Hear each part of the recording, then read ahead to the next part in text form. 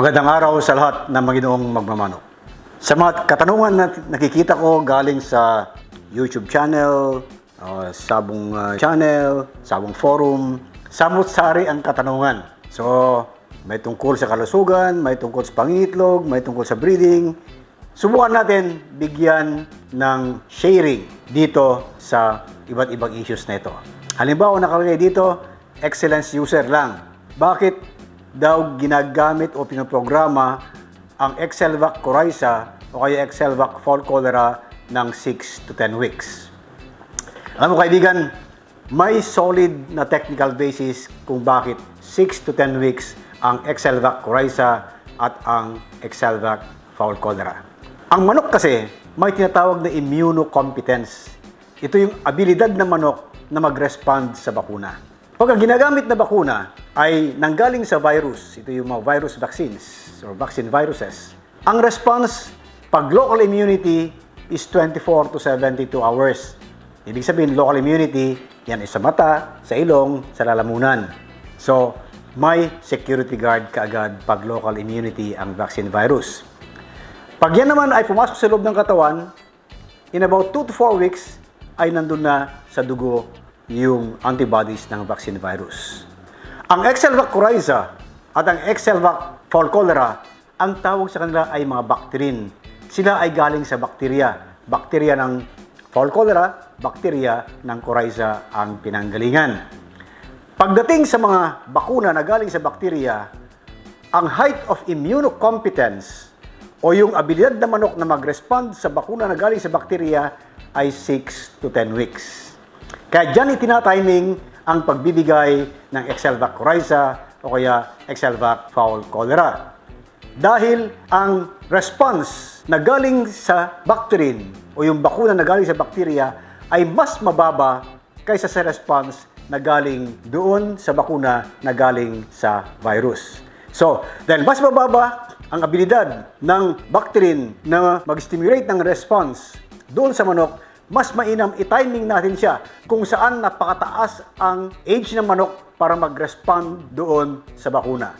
Yan ang dahilan kung bakit 6 to 10 weeks ang Excelvac coryza at Excelvac fall cholera. Dito naman sa ating Facebook channel, nakalagay dito galing kay Jake Arnold Herbas. Doc, ask ko lang paano gamutin ang game fall canker. Salamat sa sagot. Palagay ko, halos pareho lang tinutukoy ng ating yung anonymous member naman nakalagay pero galing sa Sabong forum, paano mawala yung namamagang ngalang-ngala sa manok panabong. Palagay ko siguro canker din ang binabanggit ng ating anonymous member from Sabong forum. Actually, kung balikan nyo na naman yung thumbnail na ginawa ng EDL Digital Marketing doon sa ating programa, nandun na yung issue ng canker. Ito yung puti sa may ngalangala na ang dahilan nga ay namamaga yung lalamunan at kung minsan hindi makakain yung manok at kung minsan ay pumapayat. Doon diniscuss ko in detail, pero kung gamot ang pag-uusapan, nandyan po yung canker ng excellence. Mainam bigyan nyo umagat hapon ng canker para mas maganda ang resulta ng ating paggagamot. Meron tayong follower na medyo naiinip na yata, sabi ni Wilson na Reliermo, bakit walang sagot paano gamutin ang pumapayat? Okay, Wilson, again, kung balikan mo yung mga thumbnail, ang dami nating discussion tungkol sa manok na pumapayat. At galing sinasabi ko, napakaraming dahilan. Para magamot mo, alamin mo ano yung specific na dahilan para may specific na gamot, specific na solusyon. Bakit pumapayat ang manok? Unang-una, pag yung manok na yan ay hindi nakakakain ng balanced nutrition, hindi balansyado ang protein, energy, vitamins, and minerals, papayat ang manok dahil kulang sa nutrisyon. So, anong solusyon? Hindi gamot. Bigyan mo siya ng balanced feeds. Okay. May manok na pumapayat. Balansyado ang pagkain. Maganda ang konsentrasyon ng protina, energy, vitamins, and minerals. Pero napakarami naman bulate. Siyempre, papayat. Anong gamot? Purgahin mo yung manok mo. Meron na sitwasyon na yung manok na yan, nagkasakit nung siya ay bata pa. Maaring tinamaan ng cocci, maaring sinipon. Habang nasa range, dahil nasira na yung kalusugan niya nung siya ay bata pa, lalo na sa cocci na nasira ang bituka, hindi niya magamit yung kinakain niya. Natural, siya ay papayat. So again, mag-prevent ka against cocci, mag-prevent ka against early respiratory diseases para hindi pumayat ang manok. Ngayon, meron ding manok na pumapayat dahil nagkakaroon siya ng lymphoid leukosis o yung visceral form ng Marex. Ito yung lumalaki yung mga internal organs, malakas kumain, pero pumapayat ang manok dahil nga may diferensya yung kanilang internal organs. Yung lymphoid leukosis, walang gamot.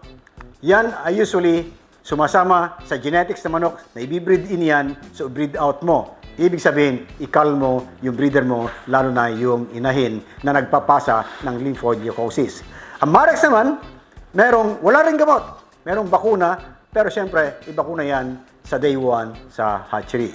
So, nakita mo, Wilson, ang daming dahilan.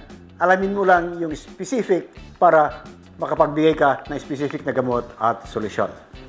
Dahil breeding season pa rin, may mga katanungan pa rin tungkol sa pangingitlog. Halimbawa si Oliver Jerez. Good day, Doc Hill. Sana mapansin, Doc. Ano kaya dahilan? Kasi may nabili ako sa sikat na breeder sa Expo na pulet, nangingitlog ng gusot o pahaba, or sa madaling salita, wala sa tamang shape ng itlog. May solution pa ba yun or dapat ko nakatayin? Thank you po sa sagot. Okay, Oliver, yung ganyan niya misshapen o deformed na eggs, maraming dahilan din yan. Pero ang pinaka-common na dahilan ay maaring itong pulet na ito, nung siya ay bata pa, ay tinamaan siya ng infectious bronchitis. Yan ang dahilan kung bakit nagbabakuna tayo as early as day 1 ng infectious bronchitis. Ito yung NDB1B1 plus IB. Sa dahilan na pag maagang tumama ang infectious bronchitis sa ating mga pullets, kahit sila ay sisiw pa lamang, masisira ang kanilang ovaryo at yung kanyang fallopian tube.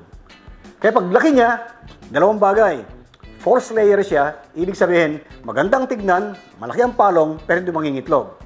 Pangalawa, mangingitlog yan ng deformed na egg. Ito yung sinasabi mo na gusot-gusot, pahaba, wala sa forma, dahil nga doon sa pagkasira ng ovaryo at ng oviduct, kaya pag dumaan yung itlog, nasisira ang forma hanggang doon sa malagyan siya ng shell sa bandang puwet. So, kung ang dahilan ay infectious bronchitis na siyang sumira sa reproductive tract ng pulet, mas mainam ikalmo na yung pulet na yan kasi wala nang pag-asa na mag-itlog pa yan ng normal. Ito naman kay Philip 6980. Sabi ni Philip, Doc, may katotohanan po ba na walang kinalaman ang inahin sa kanyang anak na babae? Ibig po bang sabihin ang babaeng anak ay purong anak ng tandang na ginamit sa breeding? Salamat po. Philip, maraming beses nang natalaka ito. Kahit yung the late Andrew Bunan, lagi niyang binibigyan ng emphasis na ito. Pag ikaw ay nag-breed, ang genes ng anak, lalaki man o babae, ay 50-50. Hati galing sa tatay at nanay. So ano man ang kinalabasan na anak na babae o anak na lalaki, yan ay 50-50 ang katangian galing sa tatay at nanay. Hati. Ngayon, bakit nila sinasabi na ay yung lalaki pinapasa sa babae yung kanyang katangian, yung babae pinapasa doon naman sa stag yung kanyang katangian? Nagkataon kasi na may mga phenotypes tayong tinatawag. Siguro ang pinakamagandang example siguro dyan ay yung kulay ng paa. Halimbawa, ang broodcock mo ay green leg na walang ibang halong kulay ng paa, kundi green leg lang. Tapos ang inahin, sabihin natin white leg na walang halong green leg o ibang kulay ng paa. Pag pinagbreed mo yung dalawa, makikita mo lahat ng iaanak na babae generally ay green leg, kakulay nung paa ng tatay. At lahat naman ni anak na stag ay white leg, katulad ng kulay ng paa ng nanay. Kaya siguro sinasabi na ang lalaki pinapasa doon sa babae yung kanyang katangian at yung babae pinapasa sa lalaki yung kanyang katangian. May mga sex-linked characteristics na tinatawag natin na pwedeng mangyari. Pero sa kabuuan, anuman yung lumabas na manok mo, lalaki man o babae, yung kanyang galing, tapang, o yung sinasabi natin gameness, cutting accuracy, health, kung ano pa man, lahat ng katangian, hati pa rin yan. Galing sa tatay at nanay, yung anak man nila ay pulet o stag.